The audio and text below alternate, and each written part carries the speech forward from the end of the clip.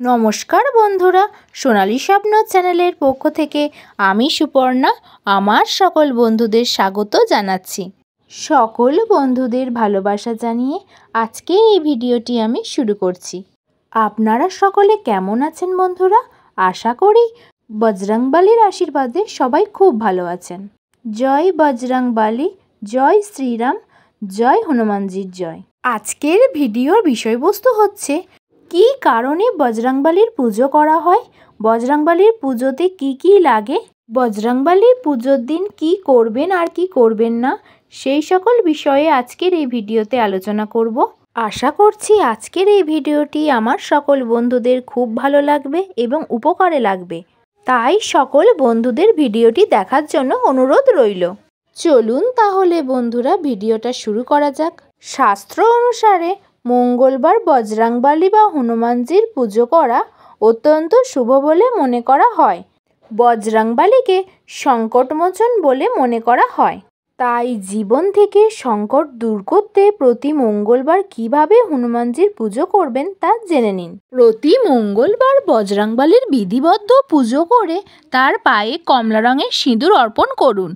এর প্রভাবে পারিবারিক কলহের পরিস্থিতি সমাপ্ত হবে।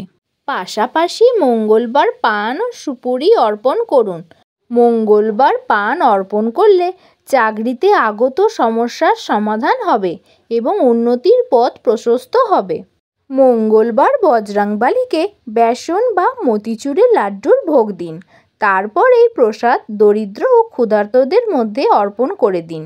এর প্রভাবে আপনার সন্তানের জীবনে আগত সমস্যার সমাধান হবে। নিজের ক্ষমতা অনুযায়ী দরিদ্র ব্যক্তিদের মধ্যে লাল রঙের বস্ত্র দান করুন।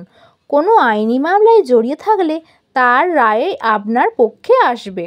আর্থিক সমস্যা লেগে থাকলে বজরংবলীকে তুলসী পাতা অথবা তুলসী কাঠের মালা অর্পণ করুন। বাড়িতে অবস্থিত তুলসী গাছেও জল অর্পণ করুন। তুলসী গাছের শৃঙ্গার করে সন্ধেবেলা তুলসীর সামনে সর্ষের তেলের প্রদীপ প্রজ্বলিত করুন। মনস্কামনা পূর্ণ না হলে মঙ্গলবার 11টি অশ্বত্থের পাতায় শ্রীরাম লিখে বজরংবলীর মন্দিরে অর্পণ করুন। তারপর কোনো পবিত্র নদীর জলে প্রবাহিত করুন। এর প্রভাবে সমস্ত মনস্কামনা পূর্ণ হবে। সর্ষের তেলে সারা রাত লবঙ্গ ভিজিয়ে রাখুন। তারপর সেই তেল দিয়ে মঙ্গলবার বজরংবলীর আরতি করুন। এর প্রভাবে জীবনের সমস্ত কষ্ট, রোগ ইত্যাদি সমাপ্ত হবে। মঙ্গলবার অশ্বত্থ বা তুলসী তলার নিচে সর্ষের তেলের প্রদীপ প্রজ্বলিত করুন। পাশাপাশি হনুমান চালিসা ও সুন্দর কাণ্ড পাঠ করুন। এর প্রভাবে আধ্যাত্মিক উন্নতি হবে এবং জীবনে ইতিবাচক পরিস্থিতি বজায় থাকবে। সকলেই নিজের জীবনে উন্নতি লাভ এবং সুখে বসবাস করার আকাঙ্ক্ষা রাখে। তবে অনেক সময় গ্রহ গোচরের প্রভাবে ব্যক্তি অশুভ পরিস্থিতিতে জড়িয়ে পড়ে। কখনো কখনো ব্যক্তি নিজেরাই নিজের সমস্যার কারণ হয়ে দাঁড়ায়। জীবন নানান দিক থেকে সমস্যায় ঘিরে ফেলে।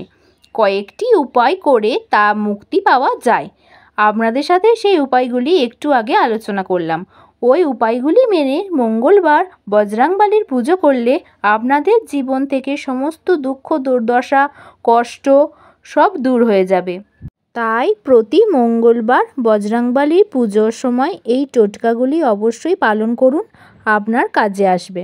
বজরংবলীর পুজোতে আরও কিছু বিষয় আপনাদের মাথায় রাখতে হবে। বজরংবলীর লাল রং খুব পছন্দ, তাই বজরংবলীর পুজোতে লাল গোলাপ বা লাল জবা দিতে পারেন।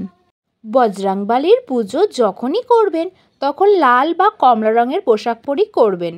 বজরংবলীকে পুজোর ভোগ হিসাবে বেসনের লাড্ডুর পাশাপাশি আপনি বোঁদেও দিতে পারেন। বিশেষ করে মনে রাখবেন বজরংবলীর পূজা শেষে অবশ্যই হনুমান চালিসা পাঠ করা উচিত। অনেকেরই মনে প্রশ্ন থাকে যে হনুমান চল্লিশা দিনে কবার পাঠ করা উচিত, রাত্রে কি হনুমান চল্লিশা পাঠ করা যায়? এইসব প্রশ্নের উত্তরও আজকের এই ভিডিওতে আমি দেব। শান্তি ও আত্মবিশ্বাসের জন্য দিনে কমপক্ষে 7 বার হনুমান চল্লিশা পাঠ করা উচিত।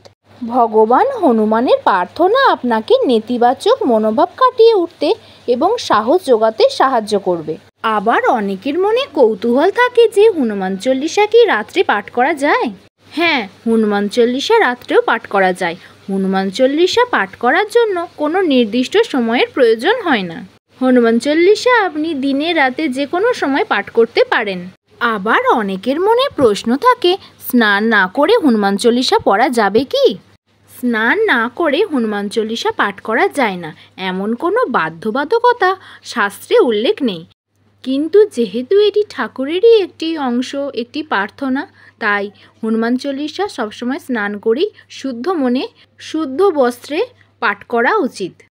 তো বন্ধুরা, আজকের এই ভিডিওটি আপনাদের কেমন লাগলো প্লিজ কমেন্টে জানাবেন। ভিডিওটি যদি আপনাদের ভালো লেগে থাকে তাহলে ভিডিওটিতে একটি লাইক করে দেবেন আর অবশ্যই শেয়ার করে দেবেন। আমি মূলত পূজার্চনা, আধ্যাত্মিক ভক্তিমূলক কাহিনী, পৌরাণিক কাহিনী ও নানান অজানা তথ্য সংক্রান্ত ভিডিও দিয়ে থাকি।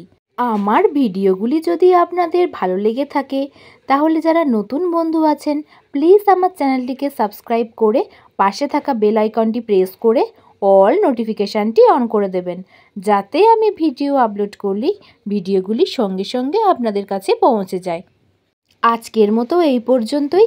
আবার দেখা হবে আপনাদের সাথে পরবর্তী নতুন কোনো ভিডিও নিয়ে। সবাই খুব ভালো থাকবেন, সুস্থ থাকবেন, সাবধানে থাকবেন আর আমার পাশে থাকবেন। টাটা বন্ধুরা।